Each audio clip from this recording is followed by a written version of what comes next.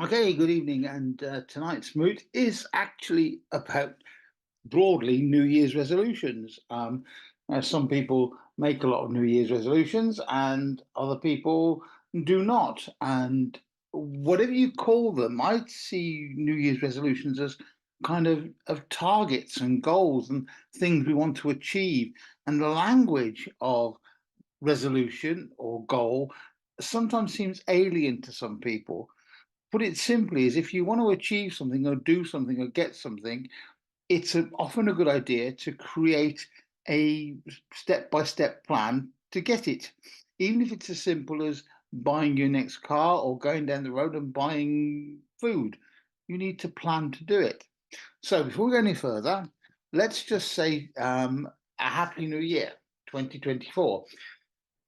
If you're into numerology, as some of you may well be, 2024 reduces to eight. Eight in numerology and in the tarot is a number of balance and rebalance and readjustment. In the Thoth Tarot, eight is justice, and eight in numerology is actually balancing. That's also a lucky number for some people, but I actually think, personally, for me, I'm going to treat this year as one of starting to readjust and rebalance what it is I'm doing, what it is I'm achieving, and where the gap is between the two. So let's have a total look at this idea of New Year's resolution, shall we? As far as we can tell historically, the ancient Babylonians were the first people to make New Year's resolutions some 4,000 years ago. And they are the first to hold recorded celebrations in honor of the new year. However, for them, the new year was in mid-March when the crops were planted. And I have a great deal of empathy or sympathy with the idea that your new year starts with the start of the growing season, spring. So for me, I like the idea of the festival of Imbolc or the February festival being the one where we start to think about what seeds we're planting for the new year. For me, the January period of time is actually one of reflection because it's the dark of the year. We're coming out of all those celebrations and those kind of reflections, and we move into the sort of February springtime, which kind of brings me more in line with the mid-March idea of the Babylonians. However, what I'm going to say now applies at any time of the year that you decide to make a resolution to change. The festival the Babylonians celebrated was Akitu, and it's where they crowned the new kings and reaffirmed their loyalty to the reigning king. They made promises to the gods to pay their debts, return any objects they had borrowed, which is a sound thing to do, isn't it? Julius Caesar comes along in around about 46 BC and starts to play around with the calendar, as we know, the Julian calendar, and established January the 1st as the beginning of the new year. Which is why some of those, shall we say, festivals and celebrations of renewal and rebirth were brought back into January. I kind of like the idea that January was named for the Roman god Janus, which was a two-faced god whose spirit looked inhabited doorways and archways, which kind of is that passageway between two spaces. And of course, Janus looked backward and looked forward, looked back into the previous year and ahead into the future, and stood in that liminal space between times and worlds and changes. I think there's probably a topic here for some later kind of chat about liminal spaces, because liminal spaces are the spaces between one thing and another. So, for example, you stand on the shoreline, you're at a liminal space between the land and the sea. And we know that symbolically, there's all kinds of things that can be said about that. Interestingly, the Celts saw the idea between water and land as being a liminal space where all kinds of magical things happened. Hence the ladies of the lake, hence the Excalibur idea, and throwing the sword back into the lake, and indeed the burial of sort of weapons and let's call them sacrificial goods in waters, but that's for another night. The early Christians come along, and basically John Wesley, yes, well known down in Cornwall here, um, was keen that the new year became a renewal service, which was held on New Year's Eve or New Year's Day. And that was a kind of like a renewal for the recommitment of the sort of faithful to the scripture. Again, standing back from this, I always felt and seen and understood that religious beliefs evolve through time, and they're syncretic, which means that each one builds upon something that's gone before it. I don't think there's any true original religion in the sense that Christianity is an original religion, or Judaism or Muslim or Islam, sorry, is an original religion. They all build upon ancient festivals. And if you really want to go back, you can trace many, many festivals and religious observances right the way back to the earliest civilizations in Mesopotamia. But that, again, is a topic for another talk. So today, the idea of New Year's resolutions has actually become a kind of non-religious practice that everybody seems to talk about and everybody seems to do it. It's a social thing, and people have, and I, in my lifetime, I remember the letting in of the new year. You know, the idea that, and I don't see it being done very often these days, but when I was with my family in Birmingham, where my grandparents lived, we used to go travel to my grandparents for New Year's, Christmas and New Year's. And New Year's was always that idea of letting out the old year through the back door, going round to the front of the house, opening the front door, and letting in the new year. And usually that was done by the youngest person in the household.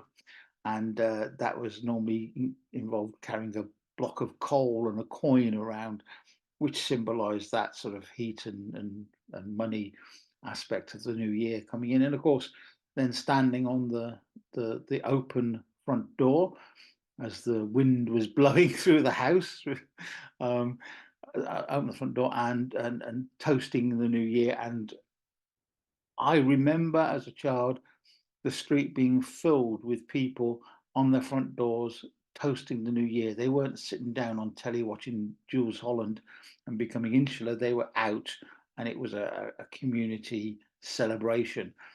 And that was in Birmingham, right? So there is that wonderful idea that we're letting out the old and welcoming in the new. And of course, with the new, you'd then be asked to what kind of resolutions you wanted to make. And for me, a resolution is that idea of I want to make changes in my life in some way. I am going to do, which is a big difference from saying I want to do. But again, we'll talk about that later. Bear in mind, if you say I'm going to do something, it has more weight than if you say to yourself, I want to do something. And you know, some recent statistics, if you're really interested, is that some research done by this company called Finder.com found that these are the kind of resolutions that people want to make for this year, for 2024. They want to improve their health, they want to make changes in their money and their family and their self-improvement and so on. I find it really interesting the way that this list itself reflects our basic needs as individuals. And of course, there is a difference between the generations as well. The same company did research and found that the Generation Z, which is the newbies, if you like, 97% of them will be making New Year's resolutions, whereas the silent generation, that is the sort of the post-war and post-war generation, only 23% seem to be making those New Year's resolutions. And it's so interesting the way that this graph looks, that it seems to be the younger generations, and I would include, you know, everything above the silent generation, the younger generations, to which most of you will belong, are into making some kind of New Year's resolutions, whether you make them in January or you make them as part of the early part of the year.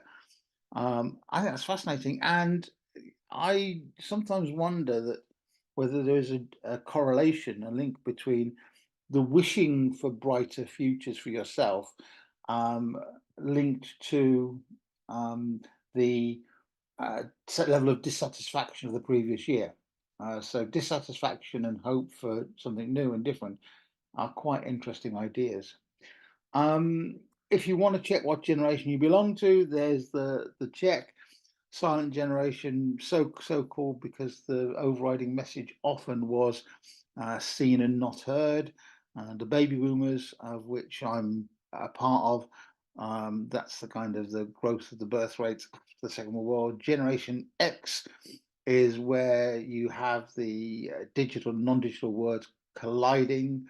Uh, Generation Y, well, they're the millennials, sort of born just prior to the millennium, and then Generation Z, the post millennials. And what I find interesting here is that the access to technology um, is a measure within these generations, isn't it? Because baby boomers, if you are the baby boomer generation, um, we will remember that technology, computers, phones, mobile phones weren't a thing. If you had a house phone, and you were lucky enough to have a house phone, they were probably party line phones, and you press the button on them. Whereas today, people wouldn't leave the house without some kind of mobile technology in general. And I think that's interesting. And of course, it's got its own issues. That increase in reliance upon technology has created its own issues, which are specific generational issues, which again we could talk about another time. Generally, any kind of resolution or hope for change, and assuming it becomes a plan for change, two different things, there are about creating a desire for a better you. Um, During the review period, and I see for me that the winter time being, post, for me, the end of the year is actually Samhain, and we enter into the dark half of the year, and that dark half of the year is a time of reflection. That's how I see it, and that's how I feel about it. So really, the sort of November, December run up to Christmas is actually a rundown from the old year for me. But when we make resolutions, it's the fact that we want to recognize past failings or past lack of success. We want to control change. That is, we don't become the victim of the tides of fortune. We actually want to create some kind of plan for ourselves. We want to recognize what we could do better, and that leads to a desire for a better future.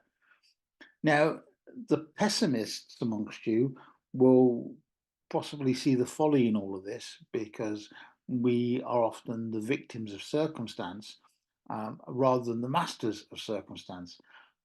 Being more of an optimist, I take the view that whatever happens externally is not as important as what happens internally. How we process events and how we feel about events and think about events is more important than the actual event themselves. I kind of got a bit of a stoic philosophy there, in the true sense of the word. Marcus Aurelius and all those kind of people, and Zeno of Athens. So, keeping resolutions. What I know I have, and you have probably made decisions about changing your life in the past, and how long have you kept them? The average resolution lasts 3.74 months if you really want the stats on it.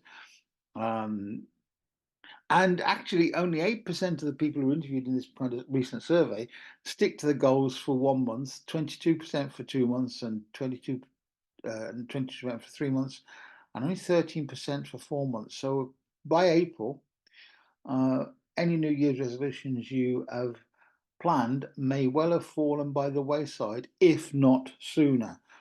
And it's worth asking yourself what happens to these resolutions, because you do make these decisions to change, decisions to move in a different direction, a self-defined direction. what happens to those resolutions? Where do they go? Do they just evaporate? Do you become lazy? Or is it something deeper? And I tend to believe it is something much deeper.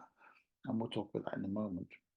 Um, psychological research has shown that the kind of resolutions you make, the kind of goals you set, is important. And really, we can talk about resolutions and goals being one of two types. They're either avoidance goals, which is like quitting bad habits or what you perceive bad habits, or approaching new habits, development goals or approach goals. And research again has shown that people who set avoidance goals, that is, quitting smoking, tend to be less successful at keeping to those goals than people who set approach goals. And again, that sounds like I'm saying if you want to quit smoking, don't bother. I'm not saying that at all.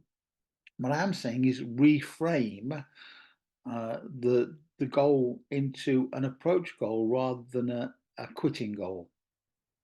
So if you want to lose weight or you want to give up smoking or you want to quit drinking, to say I'm going to quit drinking is an avoidance goal, and it actually reaches this sort of inner block, this inner space where you're more likely to go, oh, stuff that after a while, or that pint of beer won't matter, or I've dieted for a week, I think I'll have a blow at this weekend because it won't matter.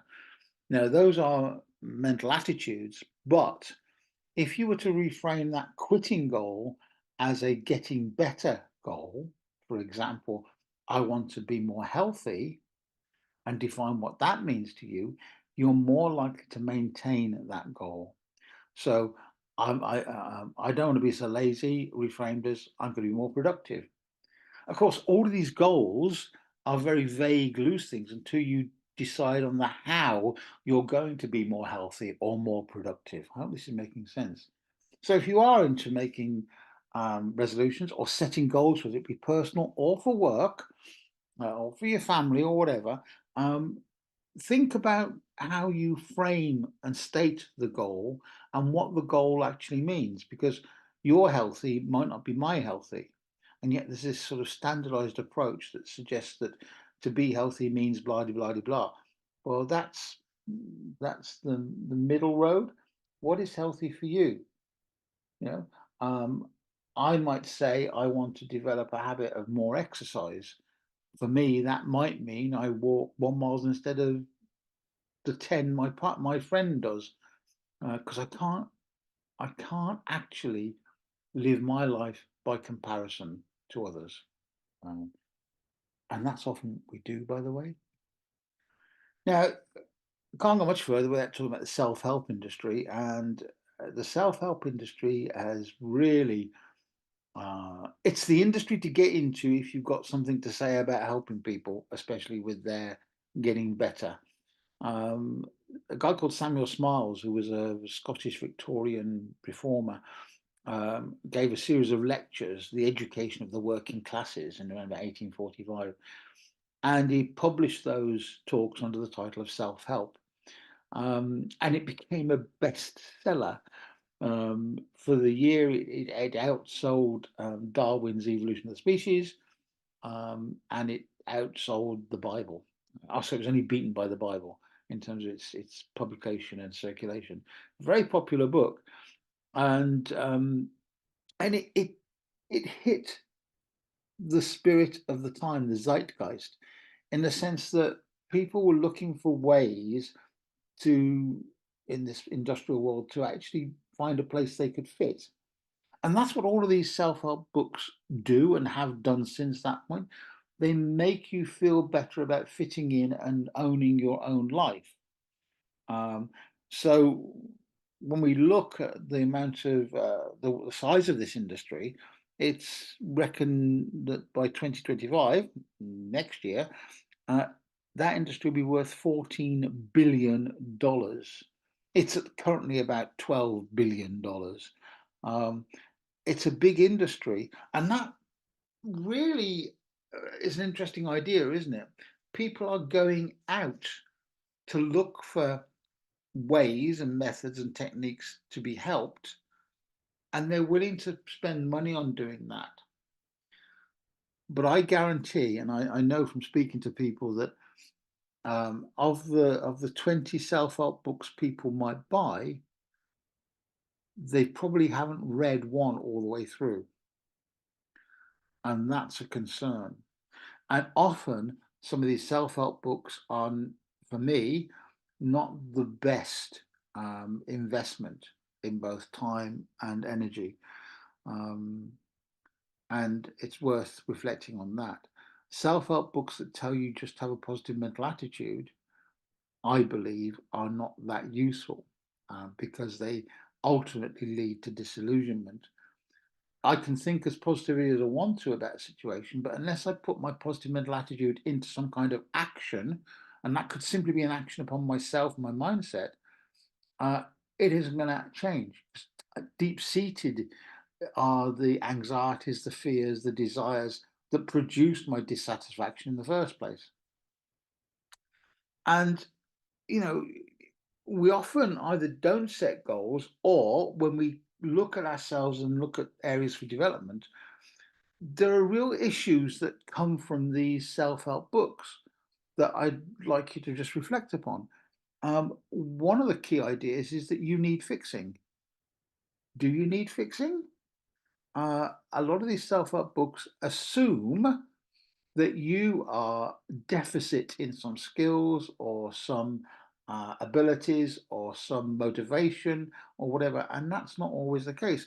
They also assume that what you've been doing is wrong. Um, and this sort of binary right and wrong, correct or incorrect thinking, for me, is a core problem. There is a blame culture associated with some of these self-help books. If you follow my plan, you will succeed. If you don't succeed, it's not because you've not followed my plan. The Secret, Rhonda Byrne's the book The Secret, is the biggest example of this blame culture, and the stuff about law of attraction, which I've got a lot of empathy for, but not in the way that it's often understood. Um, this idea that if you work hard enough or pray hard enough, you will get the results you want. I'm reminded of several stories here about, um, uh, the idea that we pray or think or imagine hard enough, it will just magically appear. And that's a misunderstanding of magic, as far as I'm concerned. It's also a misunderstanding of the basic psychology of people. Um, you are not wrong if you've not achieved because of a system you have used. Your basic psychology needs looking at in order to make the steps forward. Um, so that leads to the fact you need to buy a specific program. I don't know whether you've looked at things like The Secret, but the price tag on following the various law of attraction courses with the law of attraction gurus, with the law of attraction or the secret masters, uh, it's not it it's not cheap, right? And business development courses are the same token. They are not cheap. In and there's no guarantee that you will achieve those goals if you follow that specific guru's approach. I'll explain an approach in a moment that sounds like I'm being a guru, but I don't mean it that way. You'll see why. Um, the biggest problem with goals is they look outward rather than inward. That is, if I want to change my circumstances, I look at the world around me and try to find reasons, gaps in the world, or problems in the world that limit me. Okay, I can't do this because the economic situation isn't right. I can't do this because I'm living in a poor area. I can't achieve this goal because I'm living where there's a lot of social deprivation. That will never address, or that approach will never address the inward self of how you're dealing with change and how you're dealing with situations. So looking outward to some bright, shiny thing isn't necessarily going to bring a bright, shiny future. And it all comes down to this idea that there's often a sentiment that says if you believe, it will happen. And I kind of know the importance of belief. I accept the importance of belief. but believe needs to be followed by thinking, planning, and acting. Um, and without those parts of the equation, it will be unbalanced. I believe that I'm worth £92,000 a year. I believe I'm worth an MP's salary. I think that's what it is at the moment. Um, well, I may believe I'm worth it, but unless I think and plan and act to move towards it, uh, I ain't going to get it. It's quite simple. And here's the other thing, going back to the outward and inward thing. Your goal, if it doesn't sync with your internal belief system or your internal sense of worth or your internal appraisal of your own value, if they don't sync, link together, you're going to find it very difficult to reach any kind of goal. So if you were to say to yourself, I want to complete that university course, um, and you inwardly believe you can't do it, or are not smart enough, or you're going to sabotage your goals um, almost without knowing you're doing it. So, this phrase, your future history, which I mentioned at the start of the talk, really, all what the title of the talk is, um, I think it's a very interesting phrase. You can look at the quotes there, but one of my favorite quotes, and one of the reasons that the book I'm going to talk to you about in a moment was inspired by this title, was the story of Muhammad Ali.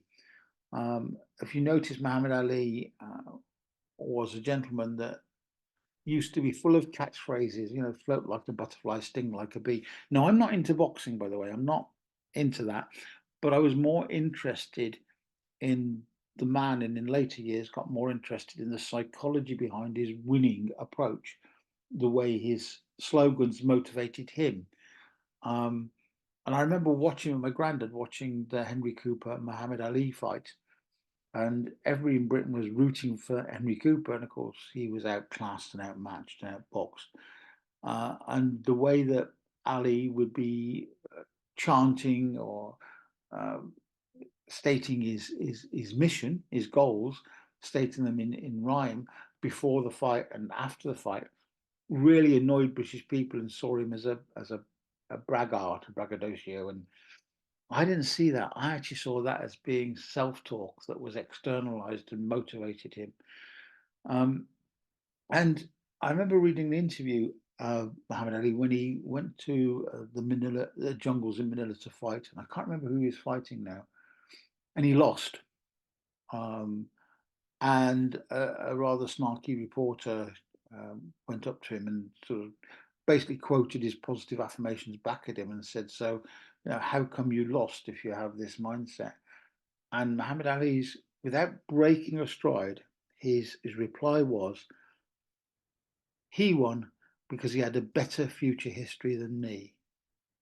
Think about that.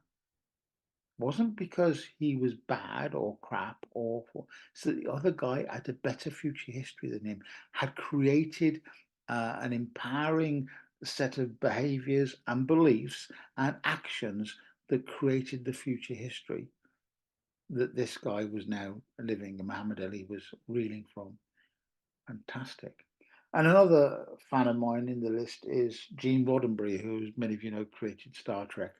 I am unashamedly a Star Trek fan, not of some of the recent ones, but certainly of Jim Kirk and Spock and Picard and co. Um, but one of the early episodes of Star Trek had the title "Past His Prologue," and that, just the title, forget what the story was. Past is prologue. Everything up until your life, the point of your life right now, it's been a prologue to where you're going to be tomorrow.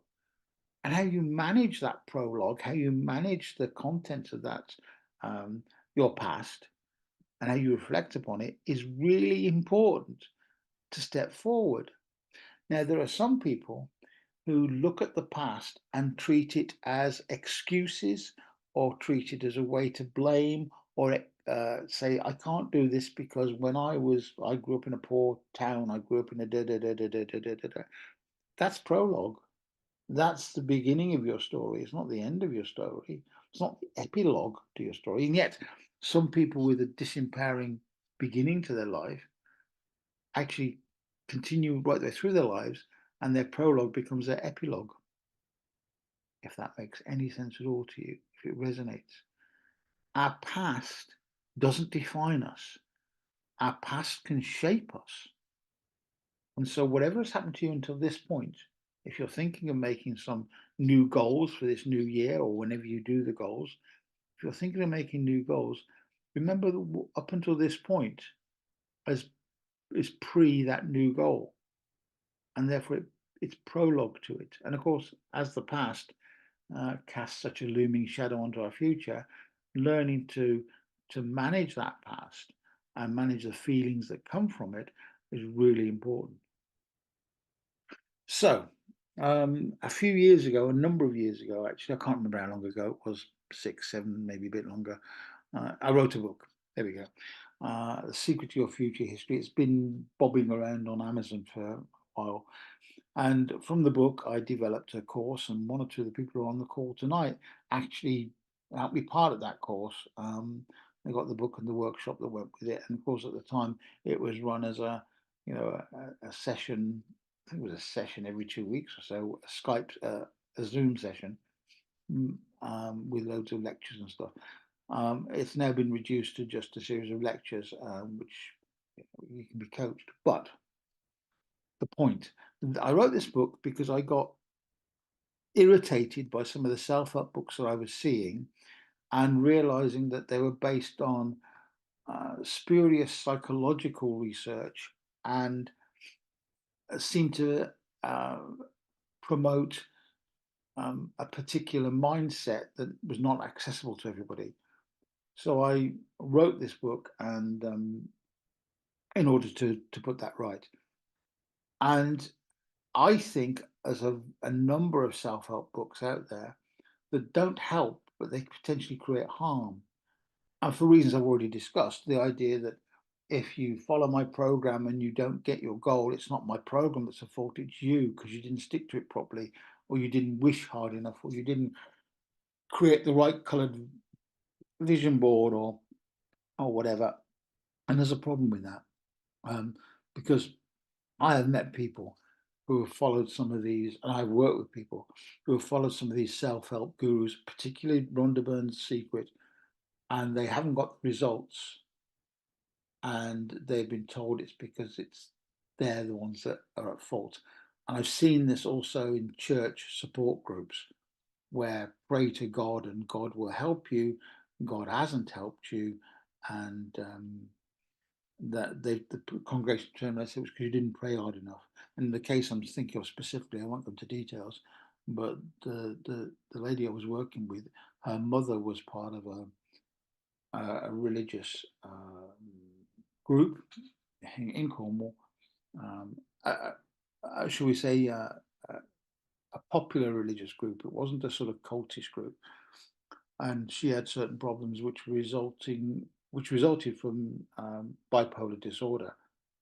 And it was suggested by the pastor and a few of the congregation if she prayed to God, God would remove her bipolar. She prayed and prayed hard, and it wasn't working. She was still getting the episodes. And eventually the congregation themselves turned around and said, well, you're obviously not praying hard enough or don't believe enough. And then she committed suicide by throwing herself off some local cliffs. That's the danger of some of this opinionated directive. It's your fault if you don't get success, or you don't break the habit, or whatever it is. And so I wanted to write a book with some psychological stuff in that was more empowering, and people could dip into it and choose what they wanted from it just to get insights.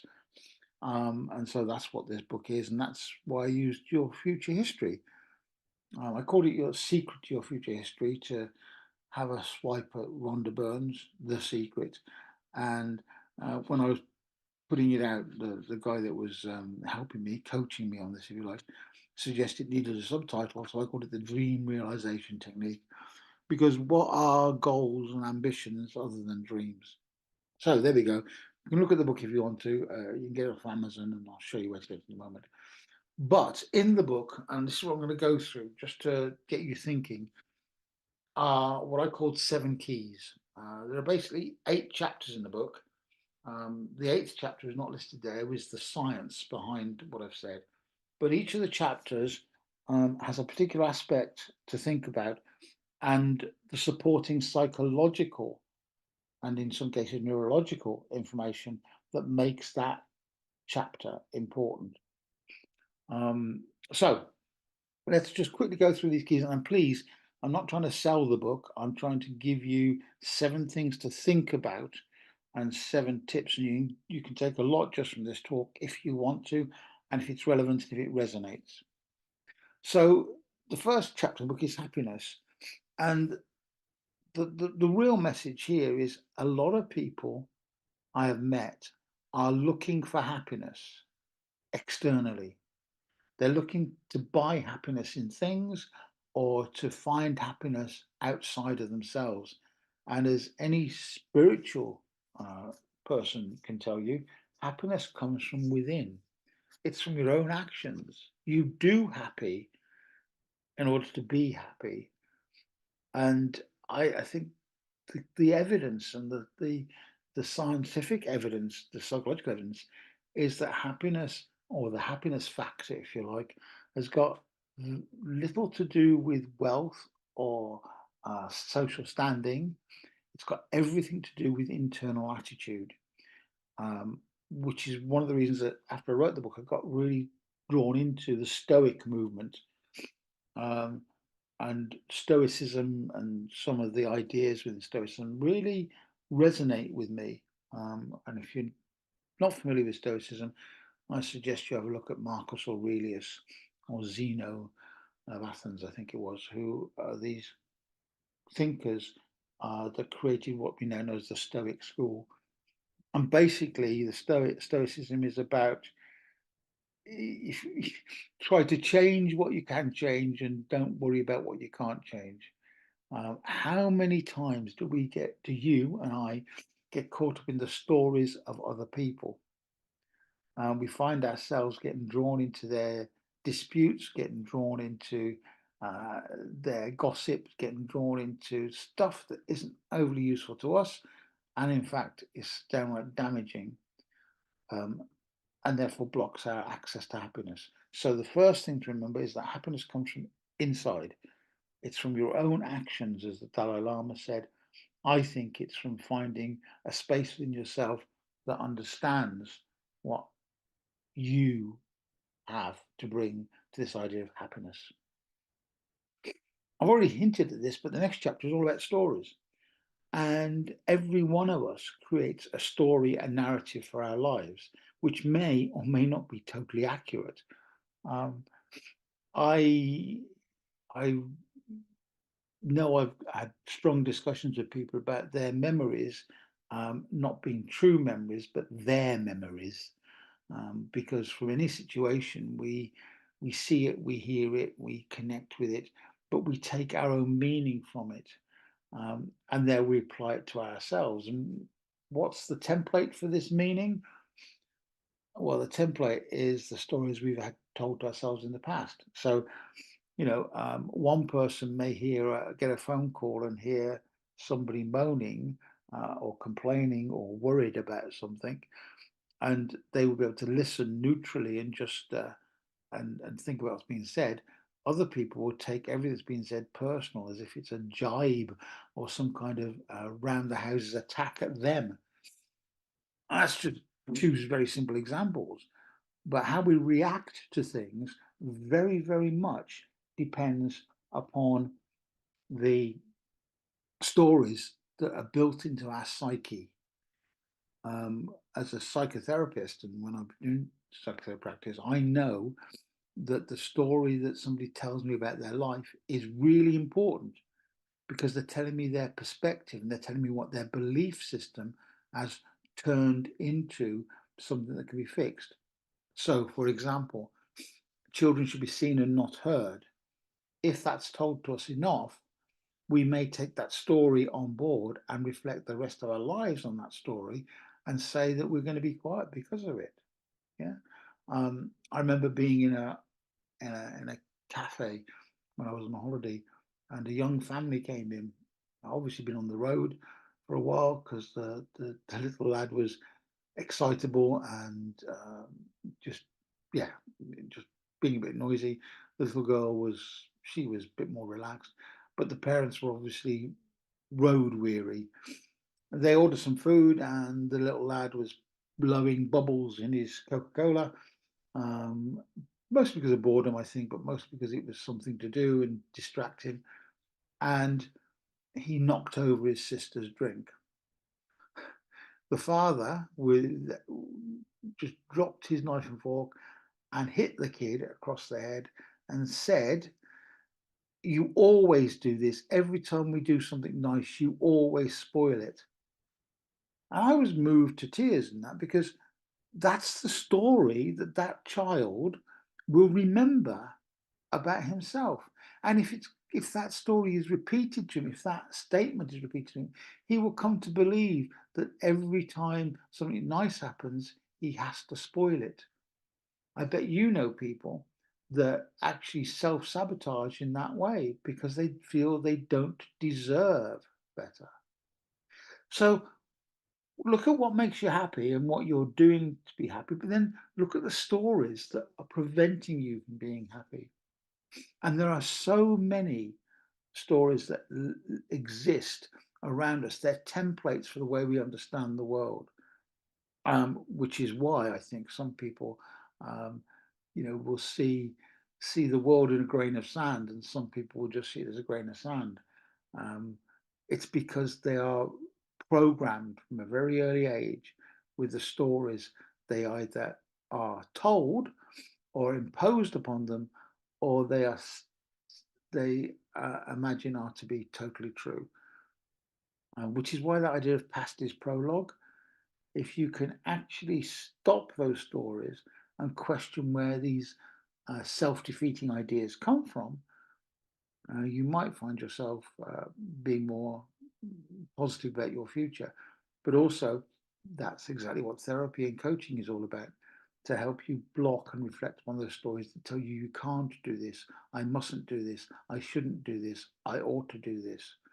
Words that are crucially important. And I think the words should, must, and ought should be used very sparingly, um, because they are commands. You should be seen and not heard. You must be quiet and not speak your mind. You ought to be grateful for what you've got and don't wish for anything else. Think about those and relate them to your own life. So the next key is motivation. This is a biggie. Um, you can achieve anything if you're motivated. No, you can't. I remember being at school once and being called in to see a particular pupil, and the head teacher and the teachers told me that this little lad was demotivated, right, and or even unmotivated. And there's a problem with that idea anyway, which I'll share in a moment. But I went to talk to this little lad. He wasn't demotivated or unmotivated. He was just not motivated in the direction that the school wanted him to be motivated. Because motivation is what drives any one of our actions. Now, the source of that driver, the engine for that motivation, may be misguided or not very positive for ourselves, but every piece of behavior is motivated. So it's worth looking at the broader idea of motivation. What drives you to achieve or not achieve? What behaviors do you have that are actually limiting your successes? And that comes from your stories. The stories you tell affects the level of motivation you have. And here's the other thing: um, that idea of the fact that we see motivation as a beginning and an end, and I don't think that happens either. We are motivated by small steps, and the small steps to success. And often our motivation is to be like or attain the success of somebody else. So if you're on one of these, I want to get fitter goals, and you keep looking at the people who are thin, athletic, can run miles, can do 20 marathons in a month or whatever, you look at those people, that's not where you are on the bell curve. And so because you can't run 20 marathons, you feel a sense of dissatisfaction that you're not motivated enough to do the exercise. No, every step towards your goal requires its own bit of motivation. But we tend to think of it, I am really motivated to get on with this project, this resolution, to achieve this goal. No, you're not. You're motivated in that moment. And so you need to feed your motivation by recognizing your successes. A journey of 1,000 miles begins with one step. And so motivation needs to be considered in that way, I think. And if you're constantly sabotaging, well, you are motivated to self-sabotage. What is it that's driving the self-sabotage? And very often it's linked to the stories that you tell yourself. So decisions. Decisions are one thing, and the action that follows decisions is the other thing. And sometimes we will make decisions or not make decisions because emotionally we're not ready, or we are ready. The great, a hero of mine, a guy called Edward de Bono, I trained with him, and amazing guy. He was the guy that decided to teach people to think. And one of the things he says is that we make decisions emotionally. It's always emotion. For him, it's red hat, if you're thinking in his hat system. What matters is the amount of thinking you've put into the decision, the information that's gone in to make that emotional decision. And very often, when we make life-changing decisions or set goals or targets or desires, we make emotional decisions rather than sitting back and thinking about it. Now, you may not be able to see it because it snuck under the maybe don't know bit. This thing that says smarter targets. A number of people are familiar with the idea of smart targets. They set a target which is simple, measurable, attainable, realistic, and time bound, i.e., it's got a time limit to it. A simple statement of what you want to do. It has to have a measurable outcome. You have to be able to know when you've done it. It has to be achievable, realistic, and time bound. That does not work. It doesn't work because it's vague in and of itself. So in my book, and when I used to teach this stuff in school, I taught this as part of personal development in schools, I used to get people to think of smarter targets. Very simply, a simple statement of what you want, that stays the same, a measure of how you know when you've got it. Is it achievable? That's the same. Now, I had a problem with the word realistic and achievable in the original. If something is achievable, it must be realistic. If something's realistic, it must be achievable. So I changed the R to rewarding, and this is crucial.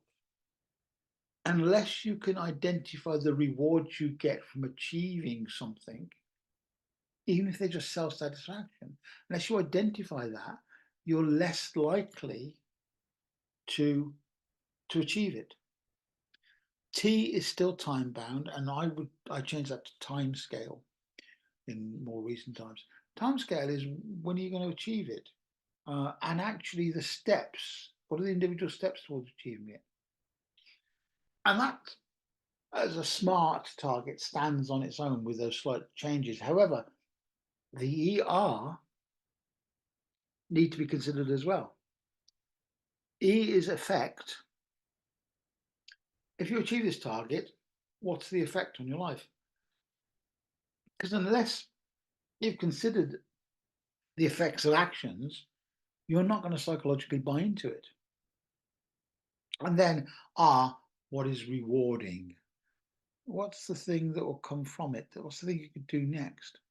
Now, in the book, I talk about a series of questions to ask, but all you need to bear in mind is if you're going to use SMART targets or statements of what you want to achieve, use the SMARTer framework. A simple statement. I'm going to write my book. Is it measurable? Well, ultimately, yes, I will have a book published or not. But there are small steps. Have I got a plot? Have I got a draft? Have I started to write it? When am I going to start to write it? There are smaller steps there. Um, is it achievable? Well, yes, because I've written stuff before and I know I've written stuff before, so I can achieve it. Is it rewarding? Well, yeah, the reward will be finally holding that book, seeing that book, feeling that book. Um, it might be financially rewarding, but it might just be that it's a work of a labour of love. Is it time bound? Oh, I could write it sometime in the next 20 years. I'm unlikely to do that. If I say to me, right, I want the book published by January 2025, and then break those steps down into I'll have a plot by the end of January, I'll have the first chapter done by February, and then break it down into manageable chunks. I am motivated to achieve the manageable chunks rather than get scared by the final thing, the final goal. Okay, is it what effect will it have on my life? Well, in many respects, it may not have any financial effect. It will have a effect on my confidence. It will have an effect on how I view my abilities. It will have an effect on whether some of my ideas people want to read. Yeah, and rewards. And sometimes I use the reward thing as a review thing. So, what are my rewards for doing it? Well, actually, it's a sense of completion, a sense of having achieved something that's been in my mind for the last 4 or 5 years, ever since I wrote the last book. Um, and it's it's important to write this stuff down so it gives you the framework to make your emotional decision whether it's worthwhile or not.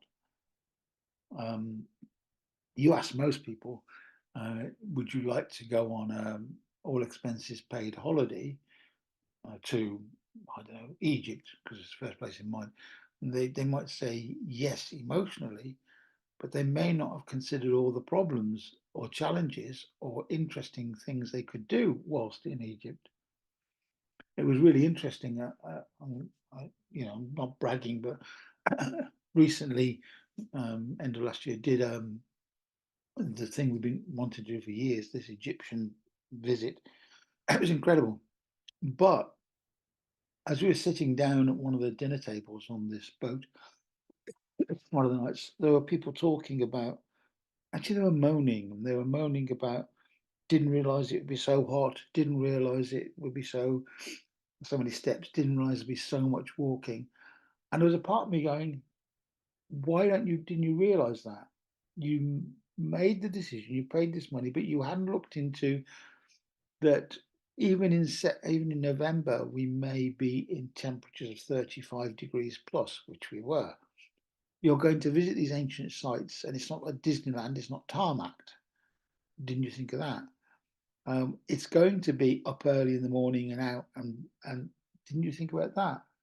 No, because they didn't actually think about the implications of saying yes.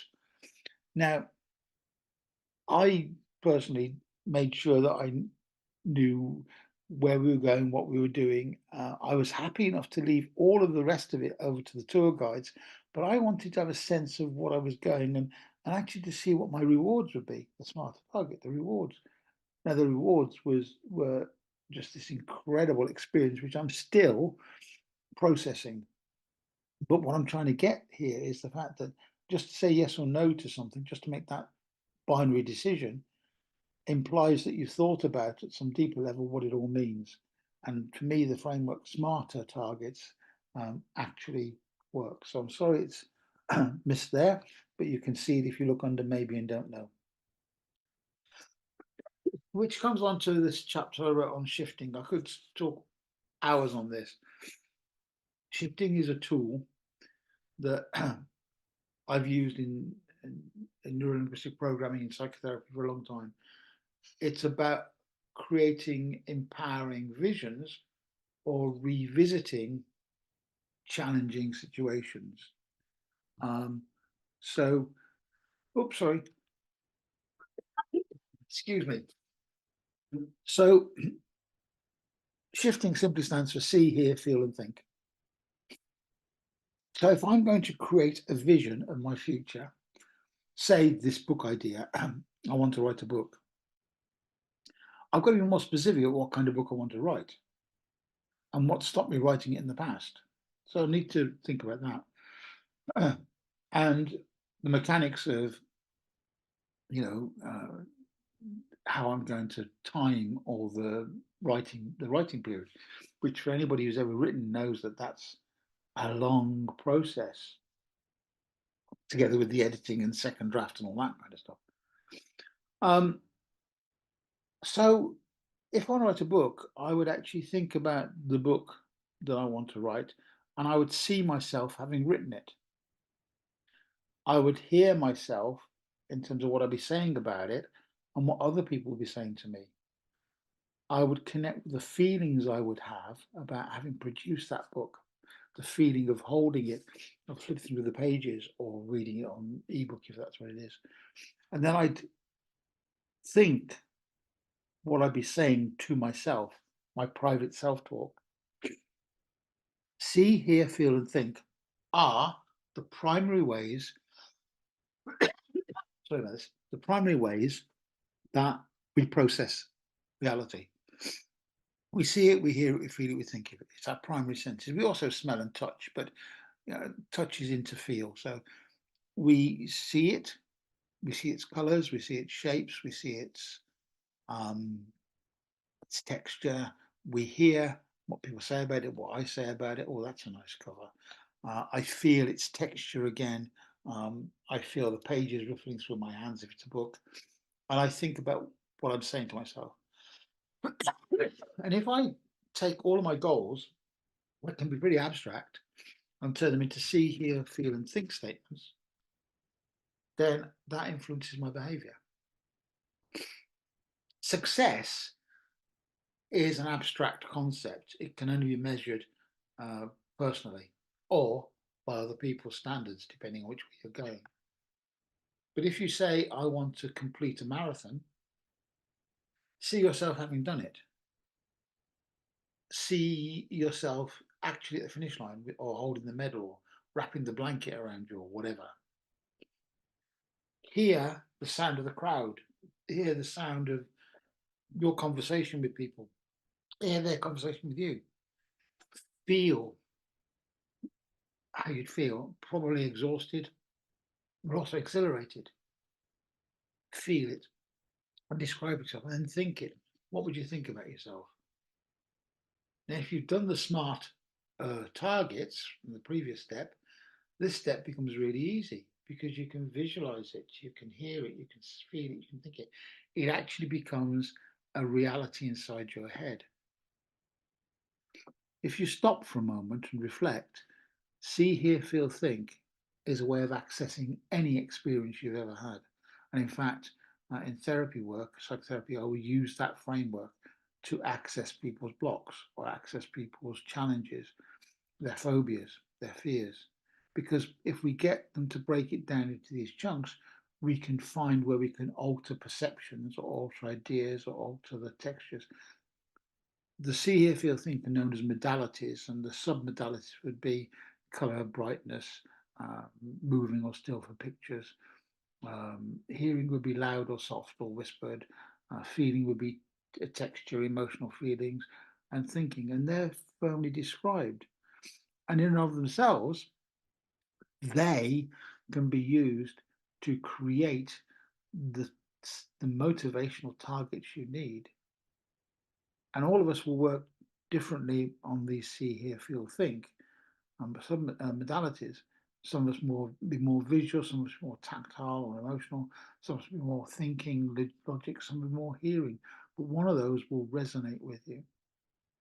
So, as a simple example, I don't want to influence your goals and stuff, but Again, the way I used to use this with young kids, so this is not esoteric and it's not difficult to get. Um, when a teacher was saying to these young group of kids, I want you to behave nicely, that does not mean anything. That is the teacher's perception of what behaving nicely is. Talking to the kids about if you were behaving nicely, what would I see you doing? What would I hear you saying? How would you or others be feeling? What would you be saying to yourself? And by going through this process of unpicking the see, hear, feel, think, you end up with a series of things that can become behavioral targets. I want to write my book. Okay. When you've written your book, what will you see? I go through that. Okay. What do you need to do from those things you see? Well, I need to sit down and plan the book. I need to reflect on what I've written. I need to find time to edit. They become behavioral measures. Now, I'll let you think about that because, and please drop me an email or something if you want to go through this on something with something personal, because I think that this is the strongest technique in the book um, because I know it works therapeutically and I know it works in goal setting. Um, I'll tell you a short story about this. When I was teaching full time, I was trying to do this exercise with a group of year 8 students, that's 12, 13-year olds. And most of the kids were really enjoying it because it's engaging the creative, imaginative part of themselves. So, what do you want to be? I want to be a lawyer. Okay. So, when you're a lawyer, what would you see? And also in this process, it unpicks the steps towards that goal and makes them real. However, one lad wouldn't engage. He was it was a lad that had been moved from school to school. We hadn't built a proper relationship yet because I hadn't seen him that often, and he just thought the whole thing was laughable. In fact, he intellectualized it to such an extent that he was pathetically stupid playing imagination games. I persevered, and I eventually got him to say, if you could dream any future for yourself, what would you really love to do? And I could see him engaging in this, and he turned around and said, well, I'd love to be an astronaut. Now, the typical response would be, "Oh, don't be daft. We're living in Cornwall. You know, we didn't have plans of any kind of space station there then, and if the space station is now gone, I've no idea. But rather than do that, I said, okay, so if you were a spaceman, what would I see you doing? What would you be hearing? What would you be feeling?" And I did the process, and then I turned it into a smarter target with him. He engaged in that playfulness because he'd volunteered something he really had been thinking about. And so when I got to the um, achievable and time bit, the achievable bit of uh, the target, I said to him, so when will you have, working backwards from the future, which is important, when will you be an astronaut? What age will you be? And he actually said, oh, I'll be an astronaut when I'm 37. Where that number comes from, I don't know. But I said, so what would you been doing 5 years before? And he thought for a moment. He said, oh, I'd probably been in the RAF. I've got to learn to fly, haven't I? Which I was thinking. He went back a bit further. I said, what were you doing a bit 2, 3 years before that? He said, oh, I'd probably be at university because I want to enter. I'd enter as an officer grade rather than a rating grade. Now, all of those answers told me he thought about something. It had resonated. I didn't care about the times. I cared about what he was saying about the steps were. So coming back from that, I said, so what does that mean? It means I've got to get A levels, I've got to get good O levels, and so on and so on. And we spent a good time working on the see, hear, feel, think, and the smarter targets. And I wrote it all out and gave it to him. And there's a longer story involved in this, but suffice to say, I'll stop it there. But he left school a few months later because his father was and mother were moving house. And I didn't see him. But then a few years ago, I got a Facebook request from this guy. I didn't know who he was. Said, hello, I'm so and so. Do you remember me? I said, no. Well, I don't remember the names of kids I've taught dozens of years ago. And they said, well, I am, and he gave me his name and still didn't resonate. I'm the guy that wanted to be an astronaut. That immediately resonated because of the work I'd done with him. I said, oh, yeah. Now, part of me wanted to say, so are you an astronaut yet? But that's the limiting kind of conversation that everybody else would have had with him. So I said, so how are things doing? And he smiled and he laughed and he said, well, he said, I didn't make it to be an astronaut. And I said, oh, really? No disappointment, no judgment from my point of view. He said, but I got pretty close. I said, what do you mean? He says, I'm now doing a MSc in astrophysics um, at such and such university. Now, I'm not saying he wouldn't have got there without the work we did when he was 12, 13, but I'm actually suggesting that at some level, unconsciously, it sowed the seeds that he could do it. It reinforced a story that he could do it. It got him to plan that he could do, gave him the motivation, and that got him to this space where he now saw himself as he saw himself, working on rather than in space. Very empowering. Now, change. Whether we like it or not, there is only one consistent in the universe, and that's change. We're happy to look out the window and watch the seasons drift by and the color on the leaves change. But when it comes to personal change, we can be as um, solid and rigid and unchanging as we like. Because in order to reach some of the goals that we've set ourselves, we have to engage in the fact that we need to change part of ourselves. We will often need to do something different, think something different, plan something different.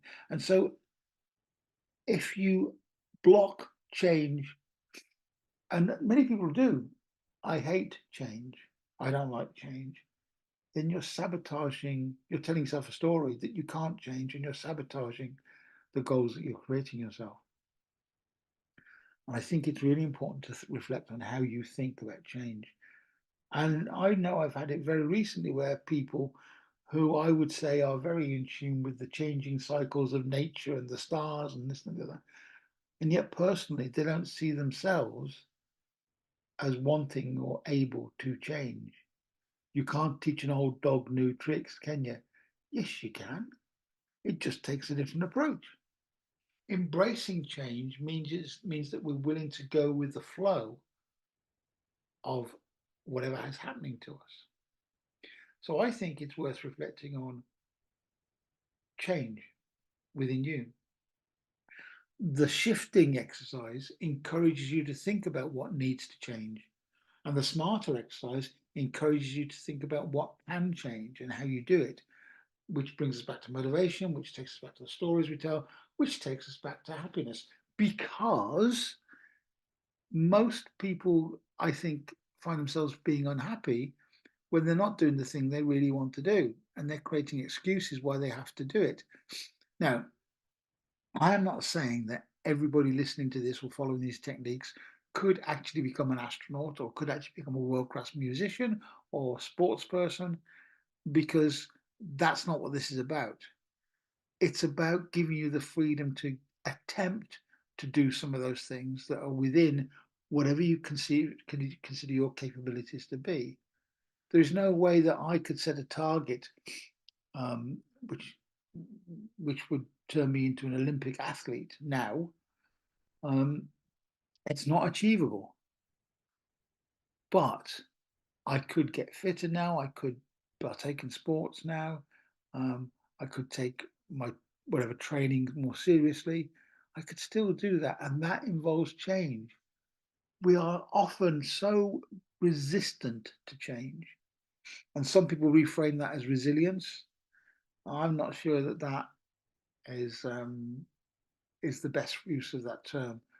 I think resistance to change means that you're not going to change who you are, which actually denies the very nature of who you are, where you are, when you are, and your connection to the cosmos. So think about change and think about how you change attitudes, how you change beliefs, which are very difficult to change sometimes, and how you change behaviors, attitudes, beliefs, behaviors. These are things that are all open to change if if you give yourself the right motivation or reason to make those changes, and if you understand the nature of change. Yeah, um, you can't change the past, but you can use the past as prologue to seed the future. Use the past as the learning ground for what you haven't yet achieved. Which brings us back to spirituality, and I think you can see the link here. If we accept the ebb and flow of nature, if we accept this change in the natural world, nature is about change, then our connection to that, which I would call spirituality, is about recognizing the ebb and flow of change within ourselves. It's not about any religious dogma. It can be, but it's not. It's not about going to church. It's not about having a particular faith. Spirituality to me is, as expressed, you know, by Albert Einstein here, but also expressed by even the most skeptical of people. Carl Sagan is a perfect example of how he didn't deny spirituality, he just challenged the dogma around religion. So spirituality is not about um, believing a particular god or deity, or even actually about being theistic. For me, spirituality is about connectedness. And if we're connected to ourselves and we're connected to the nature of things, that is a spiritual path. All the rest is can be clutter. Yeah. Um, I would take it a little bit further, but this is my belief, and you don't have for this, but I believe that spiritually I am connected to the universe and the universe is connected to me. But that comes from the old occult principle of as above, so below. In fact, many of those early occult writings resonate deeply with me, not because they're talking about signs and symbols and performing rituals, because the philosophical idea is that the cosmos is within me and I am within the cosmos. And if you prefer to use the word God, fine. I'm not going to argue over semantics. What I'm going to say it's about connectedness. And connectedness brings us full circle back to happiness. And so this is a cycle. It's not a linear um, set of keys, it's a cyclical set of keys, because as we develop in our spirituality, that what we understand to be happiness changes, and therefore what we decide to be our story changes.